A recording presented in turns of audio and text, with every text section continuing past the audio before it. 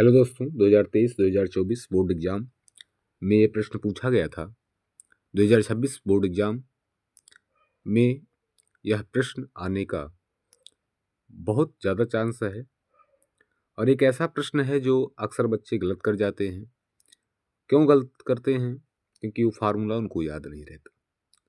अक्सर बच्चे लिखने में गलती कर देते हैं। आज उन्हीं सब गलतियों को हम सुधारने का प्रयास करेंगे। चलिए हम इन सभी रिएक्शनों को बनाकर दिखाते हैं आप लोगों को। मरकरी ऑक्साइड, मरकरी जो है Hg है। ऑक्साइड मतलब O, ऑक्सीजन। HgO क्या है? Mercury oxide. इसमें उष्मा उत्प्रेरक क्या है? उष्मा, प्रकाश डाल दिया जा रहा है, मतलब गर्म किया जा रहा है।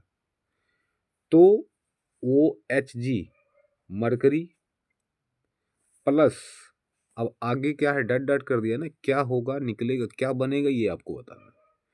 तो जब मरकरी ऑक्साइड HgO को उष्मा दी गई तो वो मरकरी प्लस ऑक्सीजन O2 में अपघटित हो गई, में टूट गई। Hg प्लस O2 में टूट गई। अब मरकरी ऑक्साइड मतलब HgO, मरकरी Hg, प्रतीक याद होना चाहिए।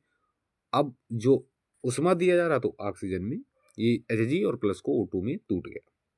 जो अगला प्रश्न है आयरन। आयरन क्या है? प्रतीक जानते? आयरन मतलब Fe, लोहा, प्लस कॉपर सल्फेट। कॉपर का मतलब हुआ Cu, सल्फेट मतलब क्या जुड़ेगा? SO4। क्या जुड़ जाएगा? SO4। Copper sulphate CuSO4। अवक्रिया होगी। ये अवक्रिया कौन सी होगी? ये प्रतिस्थापन अवक्रिया है। Fe जो है Cu को प्रतिस्थापित कर देगी, उसको उसके स्थान से हटा देगी और उसके स्थान पर खुद कब्जा कर देगी। क्या बनेगा? FeSO4। क्या बनेगा? FeSO4। और Cu अलग हो जाएगा क्योंकि यहाँ लिखा भी है क्या पर, डॉट डॉट में पता चला क्या लिखा जाएगा? FeSO4। ये कौन सी क्रिया है? प्रतिस्थापन क्रिया। अगला जो है कैल्शियम कार्बोनेट। कैल्शियम का मतलब हुआ Ca, कार्बोनेट का मतलब हुआ CO3, CaCO3 carbon, calcium carbonate.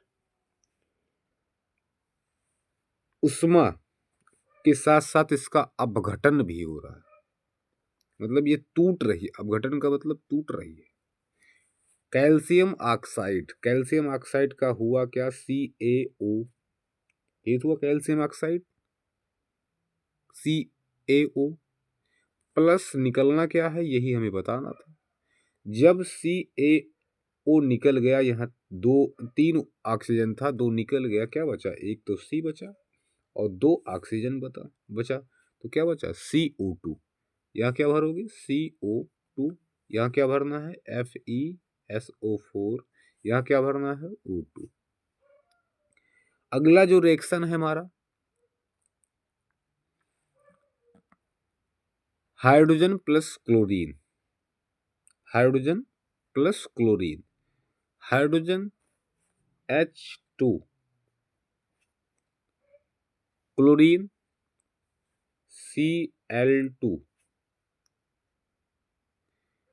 अबक्रिया होगी H2 प्लस Cl2 की, जब अबक्रिया होगी तो HCl बनेगा। अभी हम इसमें बैलेंस नहीं कर रहे हैं, केवल बना रहे हैं। बैलेंस भी करना है। H2 प्लस Cl2 बनेगा क्या? HCl। अब अगर बैलेंस करना है, अब बैलेंस कर लेते हैं, सभी रिएक्शन बैलेंस कर लेते हैं। HgO Hg प्लस O2 में टूटा तो Hg प्लस अब यहाँ जी एक था, यहाँ भी एक है, यहाँ ये O2 2 हो गया, यहाँ एक था, तो ये 2 करो, ये भी 2 करो, तभी बैलेंस होगा। समीकरण को संतुलित करना, वही हुआ ना। आयरन कॉपर सल्फेट, Fe यहाँ एक बार है, यहाँ कितनी बार है, एक बार। ये इतना क्या है, अभिकारक, ये क्या है, उत्पाद। Cu कितना बार है, एक बार, यहाँ भी एक बार। SO4 सही है, बैलेंस है। अगला जो है कैल्शियम कार्बोनेट, ये भी बैलेंस है, इसमें भी कुछ नहीं करना।